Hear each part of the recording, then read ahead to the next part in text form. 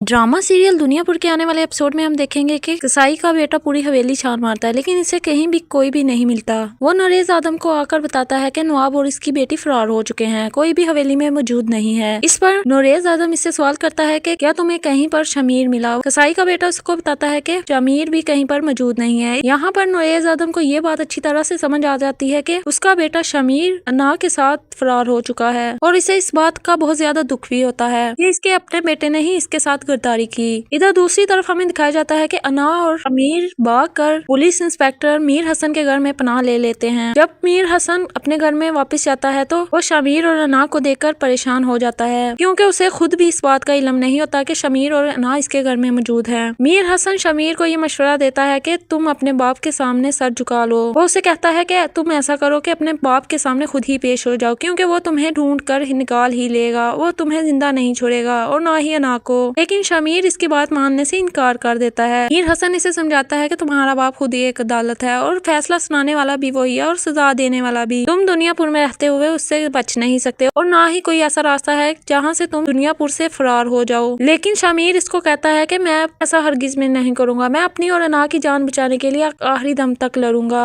अगर हम दोनों की किस्मत में मौत हुई तो हमें मौत आ ही जाएगी, लेकिन जब तक जिंदा है हम दोनों लड़ेंगे, हम दोनों अपने सर कटाने के लिए खुद झुकाएंगे नहीं। इधर शमीर की माँ और इसकी बहन बहुत ज्यादा परेशान होते हैं, क्योंकि वो ये बात जान चुके थे कि वो अना को बचाने गया हुआ है। शमीर की बहन को ये खबर मिलती है कि शमीर लापता है तो वो अपनी दादी पर चिल्लाती है कि आपको चैन मिल गया, मेरे दोनों भाई आपने मुझसे छीन लिए, लेकिन आपको क्या, आपको तो नवाब की लाश अपने कदमों में चाहिए, इसकी कीमत तो हम सब चुका रहे हैं। इसकी दादी गुस्से में आकर इसे कहती है मैं इस बात की बहुत पहले बहुत बड़ी कीमत चुका चुकी हूँ। इसके साथ ही हमें बैकअप दिखाया जाता है जिसमें शमीर की दादी और उसके बाप के साथ नवाब ने बहुत बुरा किया होता है। जब नरेज आदम घर में वापस आता है तो सबसे पहले आकर अपनी माँ के गले लगता है और इसकी माँ कहती है कहाँ है नवाब। नरेज आदम इसे बताता है कि वो फरार हो चुका है और उसकी बेटी भी लापता है, लेकिन बहुत जल्द मैं उन दोनों को ढूंढ निकालूंगा। नवाबजादी ये कहती है कि मुझे नवाब दिलावर की लाश अपने कदमों में चाहिए। नरेज आदम इसे कहता है कि माँ बिल्कुल ऐसा ही होगा, मैं उसकी लाश तुम्हारे कदमों में ला कर रखूंगा, कुत्तों की तरह इसकी लाश को घसीटते हुए लाऊंगा। इसकी मां नरेज आदम को कहती है कि बहुत जल्द ऐसा होना चाहिए ताकि मेरे दिल को सुकून मिल सके। मेरे दिल को तब तक सुकून नहीं मिलेगा जब तक नवाब दिलावर की लाश मेरे कदमों में नहीं होगी। पीछे से शमीर की मां नरेज आदम से ये पूछती है कि मेरा बेटा कहाँ है, क्योंकि इसे लग रहा होता है कि नरेज आदम उसे कत्ल कर आया है। नरेज आदम इसे बताता है कि तुम्हारा बेटा अभी जिंदा है, लेकिन बहुत जल्द वो जिंदा नहीं बचेगा, मैं उसे मार डालूंगा।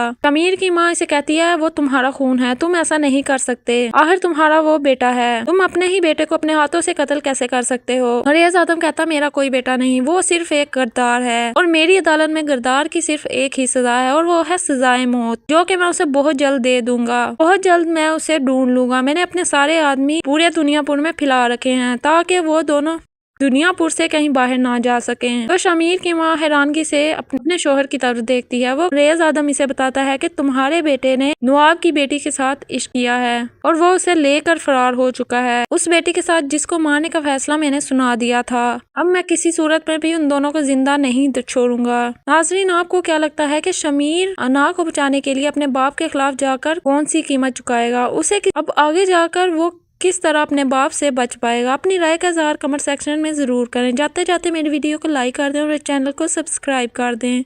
खुदा हाफिज।